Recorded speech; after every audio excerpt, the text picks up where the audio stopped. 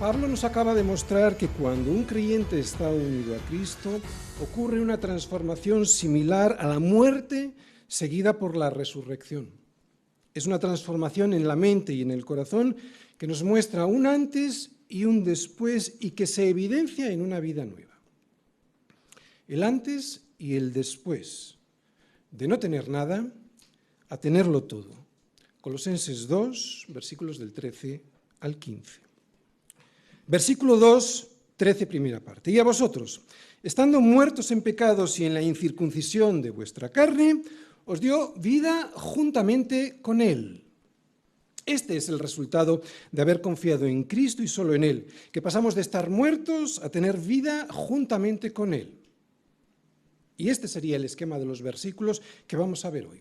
Que cuando ponemos toda nuestra confianza en Cristo, primero lo que tenemos es vida. Versículo 13a. Lo segundo es que somos perdonados. Versículo 13b y 14. Y lo tercero es que somos más que vencedores. Versículo 15. Primera parte. Tenemos vida. Y a vosotros, estando muertos en pecados y en la incircuncisión de vuestra carne, os dio vida juntamente con Él.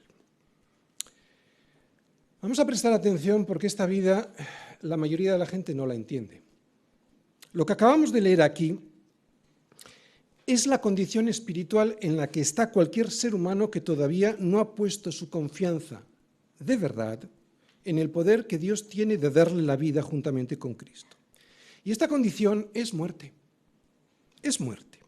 Todo el mundo está en esta condición hasta que pone su confianza en el poder de Dios a través de la fe en Cristo Jesús. Estar en Él, en comunión con Él, es lo que nos da vida juntamente con Él. Cualquier cosa que no sea esta comunión, y es lo que les intenta decir Pablo a los colosenses, cualquier cosa que no sea esta comunión con Cristo es estar enfrentado a Dios, aunque a nosotros no nos lo parezca. ¿Por qué? Porque estamos en un rito religioso, por ejemplo. El error en el que estaban a punto de entrar los colosenses era el de dejar esta confianza y comunión con Él para poner su confianza en un sistema religioso y ritual, aunque cristiano, entre comillas, pero que les alejaba absolutamente de Cristo.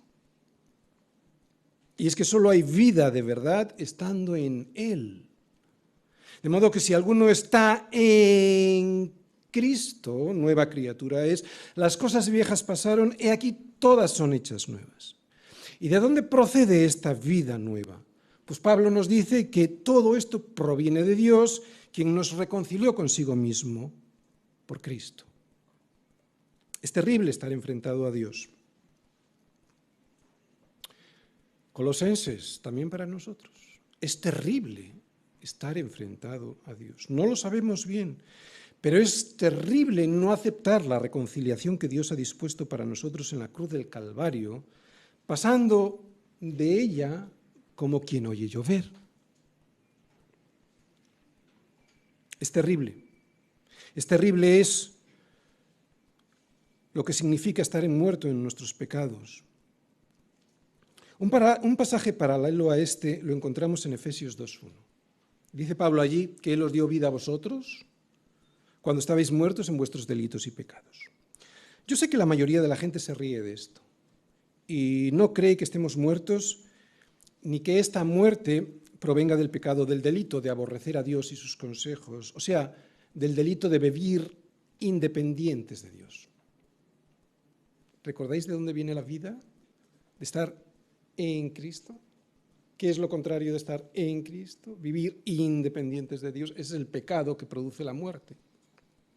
Pero este pecado debe ser gravísimo, cuando Dios mismo tuvo que enviar a su Hijo para morir en una cruz. Si la muerte del hombre que proviene del pecado de despreciar a Dios no fuera una realidad, Dios jamás hubiese permitido que a Cristo le hubiesen colgado de una cruz. El hombre está muerto espiritualmente. Yo sé que esto no se entiende porque no entendemos bien la diferencia de las tres palabras que en griego define la vida, ¿no? Bios, vida biológica, psuye, vida del alma, o sea, de donde surge la palabra psicología, y la vida espiritual, zoe. El hombre está muerto espiritualmente. Claro que tiene vida biológica, pero está muerto espiritualmente mientras esté incircunciso, mientras su pecado no haya sido arrancado del corazón por Dios. Yo sé, vuelvo a repetir, que esto es difícil de creer, el saber, el entender que uno está muerto espiritualmente, a pesar de que tenemos la evidencia día a día de que nos vamos muriendo con un corazón cada vez más endurecido, por lo menos en el mundo lo vemos. Es muy curioso que a pesar de que cada día el mundo se va muriendo con un corazón cada día más endurecido, pensemos que eso de la muerte no va con nosotros. Confundimos vida biológica y como estamos vivos biológicamente no pensamos que estamos muertos. Confundimos vida biológica con vida espiritual y no nos importa y nos debiera importar. Porque es terrible estar muerto espiritualmente. Es terrible estar lejos de Dios. Ese fue el sufrimiento de Cristo sobre la cruz y no el de los clavos y los latigazos. Ese fue el sufrimiento que nos evitó Cristo en la cruz al cargar con nuestros pecados, que se puso en nuestro lugar muriendo para evitar que estuviésemos lejos de Dios, comunión con Dios, que es la que nos da la vida aquí y en la eternidad.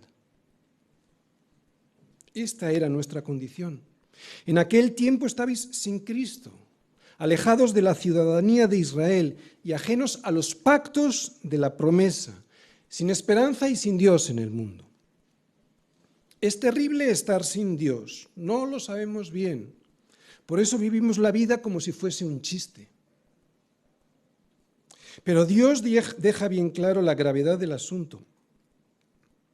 Y por si no le creyésemos, nos deja ver en la vida bios las enfermedades y el dolor antes de que llegue por fin la muerte para que tomemos una decisión sobre nuestra vida espiritual.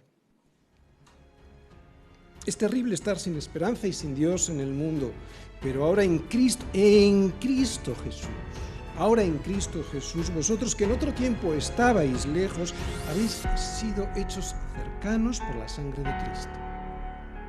Estar en Cristo Jesús es no estar ya nunca más lejos de Dios, es estar vivos.